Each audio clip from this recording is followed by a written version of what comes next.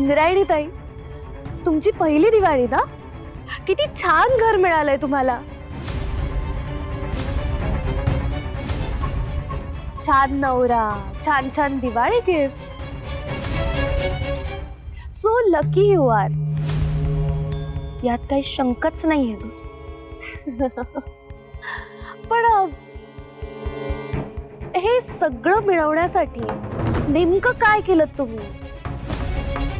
नाही, मला ना टिप हवी होती म्हणून. काय ना श्रीकला, आपल्याला चांगलं वाईट जे काय मिळतं ना ते आपल्या कर्माचे फळ असते, म्हणजे असं म्हणतात. ओ आय सी, आय सी. म्हणजे मी सुद्धा या घरात येऊ शकते.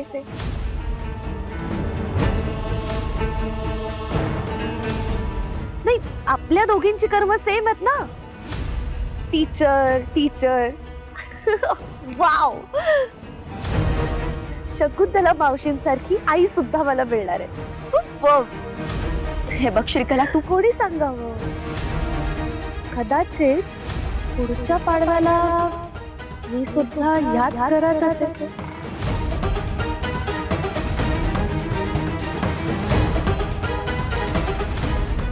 शाळेत शिकवण्यासाठी मुलांना. अगं आत्ताच तर म्हणत होतीस ना पाडव्याला या घरात असेल म्हणून. मी पाडव्याला नाही, मी असं काहीच म्हणाले नाही. तुमचे ना कान वाजले असेल Indrayani. Anyway, good for me. येऊ मी. Bye and happy Diwali.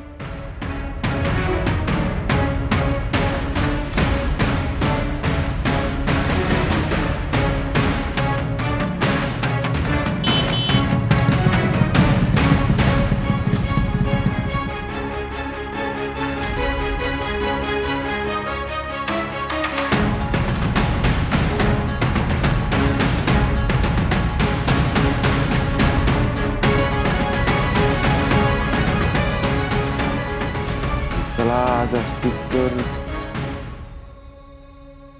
जाऊ दे.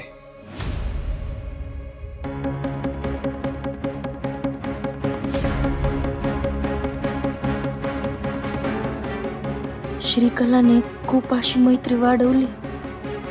हिच्या मनात नक्कीच काहीतरी विचित्र सुरू आहे.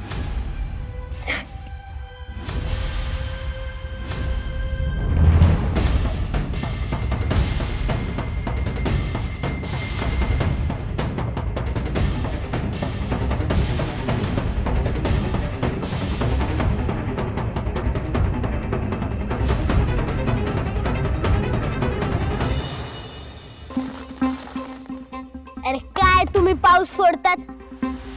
मी जर असतो ना तर फटाक्यांची माळ अशी हातात पेटवली असती. मी पण तुझ्या कानाखाली पेटवू शकते. काय बोला? इंदू मामी, मग दिवाळीच्या दिवशी फटाके नाही फोडायचे, मग काय फोडायचं? फटाके आनंदासाठी उडवतात, अपघातासाठी नाही. कुणाच्या डोळ्यावर उडालं, अंगाला भाजलं, जनावरांचा कडबा, गवत पेटलं तर काय होईल? अपघात. मी राहायला सांगत होतो पण तो ऐकतो थोडी. सणाच्या दिवशी खोटं बोलायचं नसतं, पाप लागतं बर का. इंदू मामी, विजूच माझ्याशी चॅलेंज लावत होता आणि आता स्वतः पलटतोय. विजू? मी आपटी बॉम्ब फोडायचं चॅलेंज लावलं होतं, लड फोडायचं नाही. ज्युनियर विंजर सरकारांना खोटं पाडतो, तुला तर. अरे थांबा, भांडू नका रे. दिवाळी आनंदाचा सण आहे. या दिवशी या सगळ्या गोष्टींना जागा द्यायची का? मग काय करावे बरे? काय करावं? तुम्हाला माहितीये, आम्ही ना लहानपणी दिवाळीच्या दिवशी मातीचे किल्ले करायचो. किल्ले? छत्रपती शिवाजी महाराजांच्या शौर्याचा वारसा दिवाळीत बांधलेला मातीचा किल्ला म्हणजे अभिमानच आहे. आपल्या आठवणींचा, संस्कृतीचा हे किल्लेच आपल्याला सांगतात की स्मृती जपली ना ती परंपरा जगते. आपल्यातलं लहान मूल जागं राहावं म्हणून मोठं झाल्यावर सुद्धा प्रत्येकाने लहानपणी आनंदात घालवलेल्या क्षणांसाठी असे किल्ले बनवावेत. मग आम्ही परंपरा पुढे नेऊ. चला रे आपण किल्ले बनवू. पण किल्ला बनवायसाठी वाळूच नाहीये. वाळू नाही रे, आपण जिथे शाळा भरवतो ना त्या शेतातली माती वापरा. पण हो, माती घेण्याआधी जयंत महाराजांची परवानगी घ्या. ते होत म्हणतील.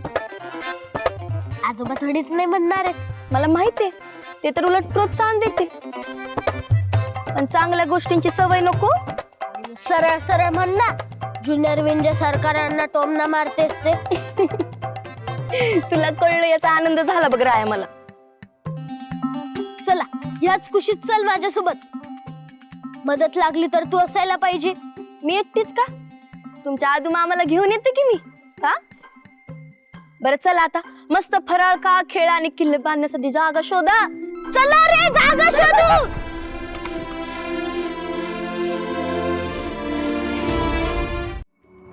सासूबाई विंजे सरकार आहे ना एकाच प्रश्नासमोर येऊन थांबलेत.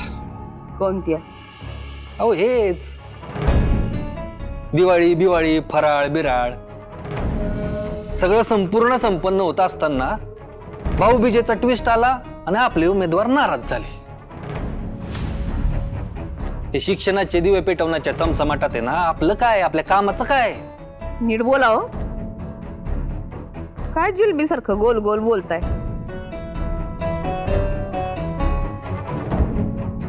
सासूबाई निवडणुकीबद्दल बोलतोय आम्ही.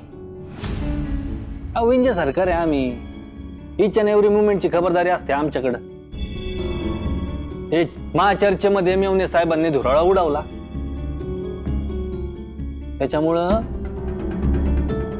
आपला उमेदवार माती खातो की काय याचे चान्सेस वाढलेत. कधी याचे चान्सेस असतात, कधी त्याचे चान्सेस असतात. पण जावई बापू, शक्यतांवर निवडणुका जिंकता येत नाही.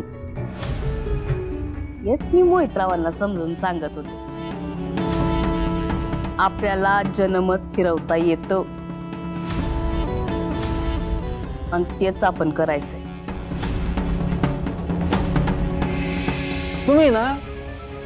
तुम्ही सासूबाई मोठ्या बाई नाही आहात. तुम्ही पॉलिटिकल गुरु आहात, पॉलिटिकल गुरु. अहो आम्ही विंजे सरकार आहे, आम्हाला सगळ्यांचं सगळं कळतं. पण तुम्हाला जे कळतं ना आम्हाला कळतच नाही. आता मी मोहितरावांना पण ज्ञान दिलंय. त्याचं काय करायचं त्यांचं ते पाहतील. चोरटा माणूस आहे तो बरोबर मत फिरवतो की नाही बघा. मग चोराच्या वाटा चोरालाच माहिती. काय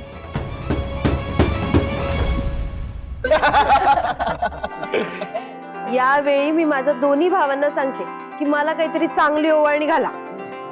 काय देऊ ताई, तू सांग फक्त.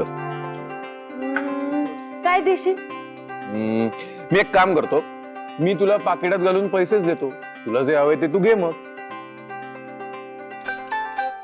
Best best. मग मी पण हेच देतो. ए बाबा, तुझ्या बायकोला विचार आधी, नाही तर रागवेल ती. काही काय असं कुठे करते ती? उगीच काही पण बोलतोस हा? ताई अगं उगीच काय. आता पण बघ ना कशी बघतीये माझ्याकडे, खाऊ का गिळू या नजरेनं. हे बाबा, माझ्या या बालपणीच्या मैत्रिणीला म्हणजे तुझ्या बायकोला सांग ना माझ्याशी जरा नीट वागायला. गोपा दादा ती नीटच वागते. काय रे बाबा, इतके दिवस झाले तुमचं लग्न होऊन तरी अजूनही तुला तिच्या मनातलं काही कळत नाही.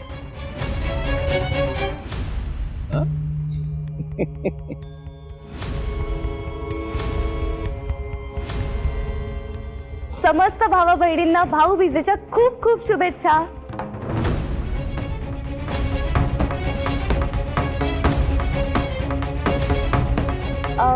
मी येऊ का? ये ग ये श्रीकला ये. आगे ये ना.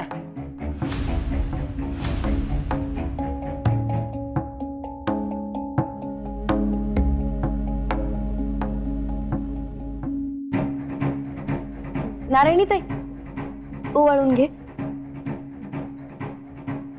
महाराज मला कोणी भाऊ नाहीये, तर मी अधूदादांना ओवाळलं तर चालेल का? अधोक्ष.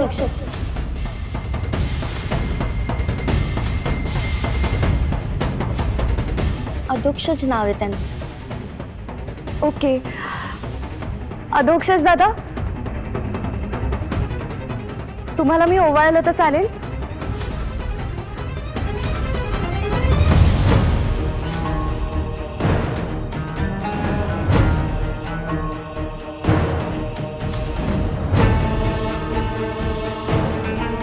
इंद्रायणी ताई, चालेल ना तुम्हाला?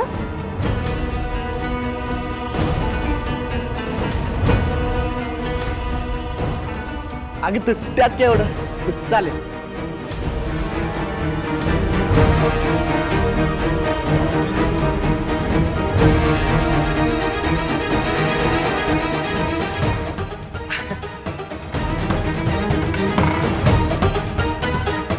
एक मिनिट हा, मी आत्ता चालू.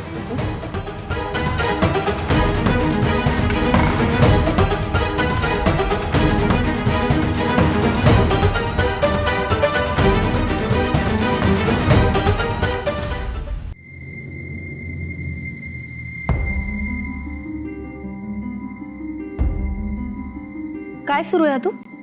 अगं पाकिट शोधतोय.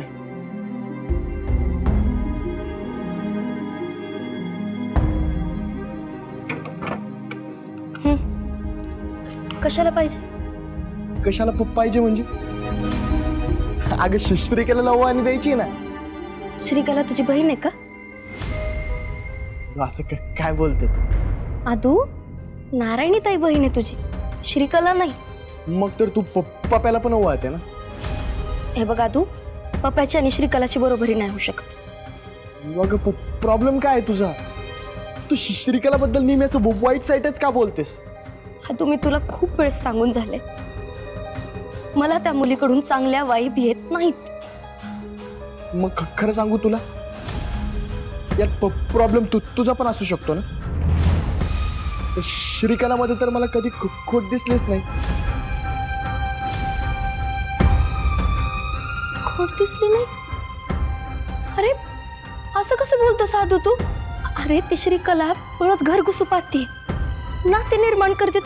तुला चुकीचं नाही वाटत आहे का? अरे ती घरातली नाही आहे ना. इंदू, आई पण तुझ्याबद्दल असंच विचार करायची.